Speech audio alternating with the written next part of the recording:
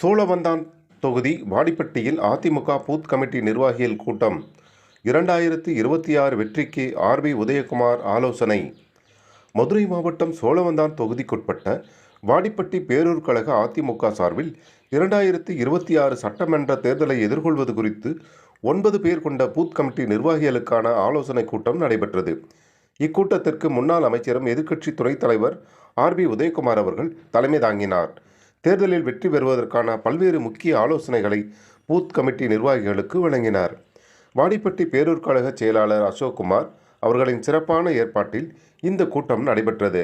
இந்த ஆலோசனை கூட்டத்தில் முன்னாள் சட்டமன்ற உறுப்பினர் மாணிக்கம் மற்றும் கருப்பையா, வாடிப்பட்டி முன்னாள் சேர்மன் ராஜேஷ் கண்ணா, மாவட்ட மகளிர் அணி செயலாளர் லட்சுமி, மாவட்ட மகளிர் அணி துணை செயலாளர் சாந்தி, ஒன்றிய செயலாளர் அரியூர் ராதாகிருஷ்ணன் உள்ளிட்ட ஒன்றிய, கிளை மற்றும் பேரூர் கழக நிர்வாகிகள் பலரும் திரளாக கலந்து கொண்டனர். நிகழ்ச்சியில் தொடர்ந்து நிர்வாகிகளிடையே உரையாற்றிய முன்னாள் அமைச்சர் ஆர்.பி. உதயகுமார் அவர்கள், தமிழக தேர்தலில் எஸ்.ஐ.ஆர். ஒரு முக்கிய அங்கமாக விளங்குகிறது. ஒருவருக்கு தேர்தலில் இரட்டை வாக்குரிமை அளிப்பதை தடுக்கவும், கள்ள ஓட்டு பதிவில் இருந்து காக்கவும் எஸ்.ஐ.ஆர். மூலம் இரட்டை வாக்குரிமை இல்லாத நிலை உருவாக்கப்படும். இதன் மூலம் தேர்தலை நேர்மையாக நடத்தப்படும் என்றும் தெரிவித்தார். 2026 சட்டமன்ற தேர்தலில் கழகத்தின் வெற்றிக்கு பூத் கமிட்டி நிர்வாகிகளின் பங்கு எவ்வளவு முக்கியமானது என்பது குறித்தும் அவர் விரிவாக எடுத்துரைத்தார். ஒருவருக்கு ஒரு வாக்குரிமை தான், இரட்டை வாக்குரிமை எல்லாம் தமிழ் இந்தியாவில் கிடையாது. அதனால அங்க ஒரு ஓட்டு போடுறேன், இங்க ஒரு ஓட்டு போடுறேன்றதெல்லாம் இனிமேல் மலையேறி போயிடும். அது திமுக கள்ள ஓட்டு போடுறதுக்கு முடிவுரை எழுதுவதுதான் இந்த எஸ்.ஐ.ஆர். அதனால்தான் இந்த எஸ்.ஐ.ஆர். வரக்கூடாது என்று உச்ச நீதிமன்றம் வரைக்கும் திமுக போறாங்க. இந்த எஸ்.ஐ.ஆர். படிவத்தை பார்த்தா தலை சுத்துகின்றார் யாரு? நம்ம முதலமைச்சர். ஆனா கே.என். நேரு அமைச்சர் என்ன சொல்றாரு? இந்த படிவத்தை பார்த்தா எளிமையா இருக்குது. உங்க வீட்டுல உங்களுக்கு ஓட்டு 2002 இல்லைன்னா கவலைப்பட வேண்டாம். உங்க உறவினர்கள் யாராவது ஒருவருக்கு இருக்குதா போதும், அவங்க சேர்த்துக்குவாங்க. ரொம்ப எளிமையா இருக்குன்னு நம்ம திமுகவுடைய மூத்த அமைச்சர், திருச்சி மாவட்டத்தில் சேர்ந்த மண்ணின் மைந்தர், நகராட்சி நம்முடைய குடிநீர் வழங்கல் துறையுடைய அமைச்சர் கே.என். நேரு வந்து சொல்றாங்க.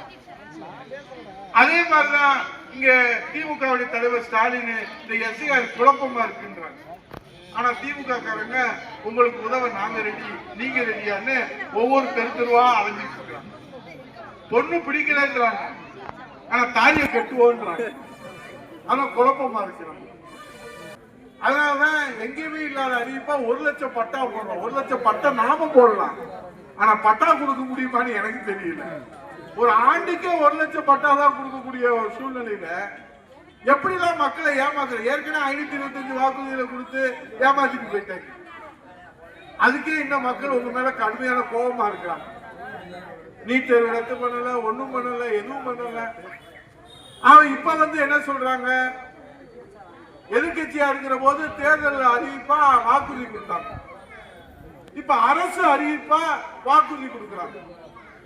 என்ன பண்றீங்க? கல்விக்கு நிதி கொடுக்கலங்க, மெட்ரோ 2ஆம் கட்டம் கொடுக்கலங்க, 100 நாள் வேலைவாய்ப்பு திட்டம் கொடுக்கலங்க, வெள்ள நிவாரணம் கொடுக்கலங்க. அப்புறம் கொடுக்கலன்னா நீ எதுக்கு இருக்க? வாங்கணும்ல. ஒரு தாய் தந்தை, தந்தையினுடைய அந்த உழைப்பின் மூலமாக கிடைக்கக்கூடிய வருமானம், தாயினுடைய அன்புதான் மாநில அரசு, தந்தையினுடைய வருமானம் தான் மத்திய அரசு. அது பிள்ளைகளுக்கு கிடைக்கக்கூடிய பலன் தான். தமிழ்நாட்டு மக்கள் தான் பிள்ளைகளாக இருந்து புரட்சி தமிழ் எடப்பாடியார் இருக்கிற போது ஒரு தாய் போல் இருந்து மாநில அரசுக்கு வழி நடத்தினார்கள். தந்தையாக மத்திய அரசிடமிருந்து அங்கே நமக்கு தேர வேண்டிய வளர்ச்சிக்கான நிதியை பெற்றார்கள். பிள்ளை போல் கண்ணை இமைகாப்பது போல் இந்த தமிழ்நாட்டு மக்களை தாயுமாக தந்தையுமாக இருந்து காப்பாற்றியது மத்திய அரசு, மாநில அரசு. இப்ப விவாகரத்துல போய் நிக்குது தாய்க்கு தந்தைக்கு, கணவனுக்கு மனைவிக்கு விவாகரத்துல போய் நிக்குது. இப்ப பிள்ளை அனாதையா தானே நிக்கணும். இப்ப கணவனுக்கும் மனைவிக்கு சண்டைன்னா பிள்ளைகள் இன்றைக்கு அவங்க 2 பேரும் நீதிமன்றத்தில், எதுக்கு எடுத்தாலும் நீதிமன்றத்தில் விவாகரத்துக்கு போய் நிற்கிறார். கவர்னர் மசோதா கொடுக்கலையா உச்ச நீதிமன்றம், இன்னைக்கு உச்ச நீதிமன்றத்தில் தீர்ப்பு சொல்லியிருக்கிறாங்க. அதெல்லாம் நாங்க பார்த்துக்கிறோம், கால அவகாசம்லாம். உடனே நான் அதை விட மாட்டேன், எஸ்.ஐ.ஆர். நான் விட மாட்டேன். அது முடிய போகுது. 4ஆம் தேதிக்கு அப்புறம் 9ஆம் தேதி வரையும் வாக்காளர் பட்டியல் வெளியிட போறாங்க. இவர் நான் விட மாட்டேன் சொல்லிக்கிட்டே இருக்கிறார்.